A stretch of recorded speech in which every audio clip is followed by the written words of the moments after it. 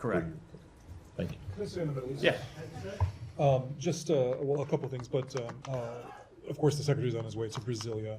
I'm sure you saw the comments by President Lula in Ethiopia this past weekend.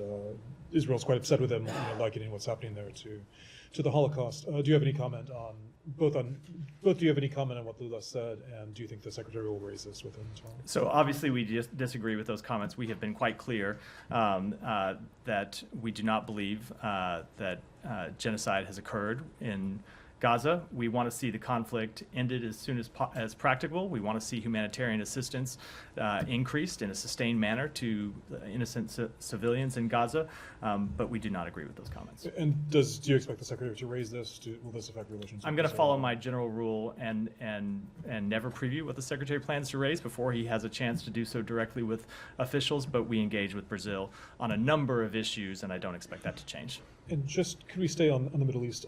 Obviously, there was the veto this morning at the Security Council. I know Ambassador Thomas Greenfield spoke about this at length, but in terms of U.S. engagement with the region, how do you think this affects it? I mean, do you think that a number of Arab states in particular have been calling for a ceasefire? How does this take U.S. diplomacy? So look, when it comes to an immediate ceasefire, this has been a place where we've had a disagreement with a number of countries in the region for some time now. I don't think that's anything that's new, but that has not stopped us from being able to engage constructively about how to bring this conflict to an end, and not just an end, but a durable end in a way that ensures that the violence that we saw on October 7th and the death and destruction that has plagued this region for so long is not continued, and that we can finally find a durable peace agreement. And so despite our differences of opinion about this UN resolution, we continue to engage with Arab countries about finding a way forward and working on some of the issues that we know we will have to deal with when it comes to